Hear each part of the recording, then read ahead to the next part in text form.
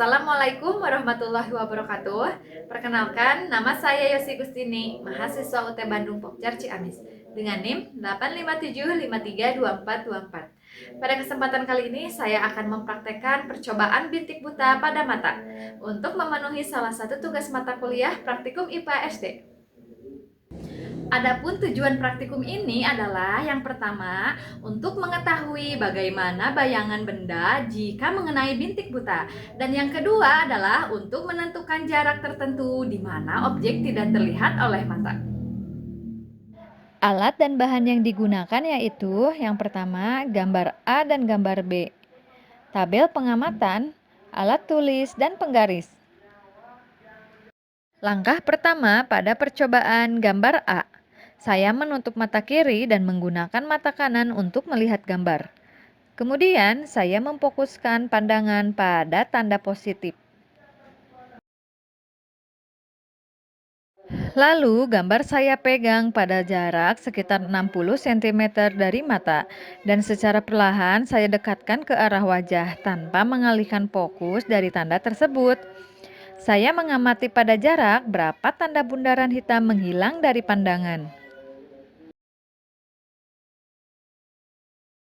Kedua, pada percobaan gambar B, saya melakukan langkah yang sama, yaitu menutup mata kiri dan memfokuskan pandangan pada tanda positif. Kemudian, saya mendekatkan gambar secara perlahan dan mengamati kapan garis pendek menghilang dan tampak menyatu dengan garis panjang. Berdasarkan hasil pengamatan, pada percobaan pertama saat jarak masih sekitar 60 cm, tanda bundaran hitam masih terlihat jelas. Namun, ketika gambar saya dekatkan secara perlahan, pada jarak tertentu, tanda tersebut tiba-tiba menghilang dari pandangan saya. Meskipun menghilang, latar belakang tetap terlihat normal, seolah-olah tidak ada bagian yang hilang. Kemudian, saat gambar semakin didekatkan, tanda bundaran hitam tersebut muncul kembali. Pada percobaan kedua, garis pendek awalnya terlihat terpisah dari garis panjang. Namun, pada jarak tertentu, garis pendek tersebut menghilang dan nampak menyatu dengan garis panjang. Dan ketika jarak diubah kembali, jarak pendek terlihat kembali seperti semula. Hal ini terjadi karena adanya bagian pada retina mata yang tidak peka terhadap cahaya, yang disebut sebagai bintik buta. Ketika bayangan benda jatuh tepat pada bintik buta, maka benda tersebut tidak dapat terlihat oleh mata. Namun, kita tidak menyadarinya karena otak secara otomatis mengisi bagian yang hilang, sehingga penglihatan tetap tampak utuh. Fenomena ini menunjukkan bahwa penglihatan manusia tidak hanya bergantung pada mata, tetapi juga pada kerja otak dalam mengolah informasi visual. Kesimpulan dari percobaan ini adalah, yang pertama, terdapat bintik buta pada mata yang tidak dapat menangkap bayangan.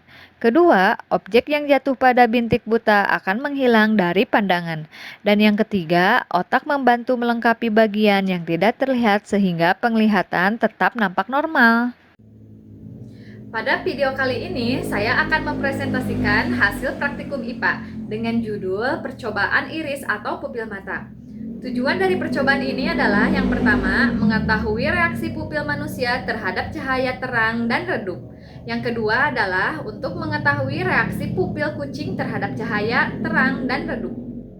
Alat dan bahan yang digunakan antara lain lilin, korek api, senter, seekor kucing, tabel pengamatan, dan alat tulis.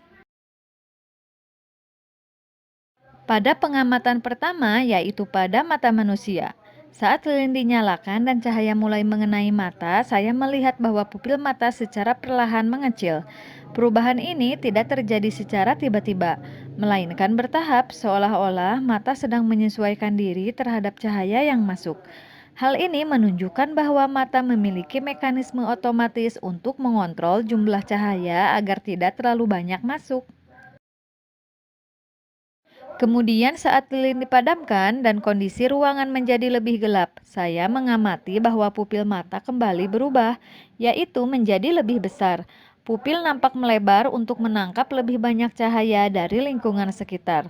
Perubahan ini juga terjadi secara alami tanpa disadari oleh orang yang diamati.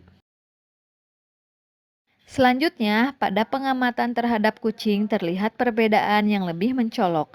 Saat kucing berada di tempat dengan cahaya redup, pupil matanya tampak besar dan terbuka lebar. Hal ini membuat mata kucing terlihat lebih tajam dan fokus. Namun ketika mata kucing disorot menggunakan senter, perubahan yang terjadi sangat cepat dan jelas. Pupil yang sebelumnya besar langsung mengecil secara signifikan dan berubah bentuk menjadi lonjong vertikal, bahkan hampir seperti garis sempit. Perubahan ini terlihat lebih ekstrim dibandingkan dengan mata manusia. Dari keseluruhan pengamatan tersebut, dapat disimpulkan bahwa baik mata manusia maupun kucing sama-sama merespon cahaya, tetapi tingkat respon pada kucing jauh lebih kuat dan lebih cepat.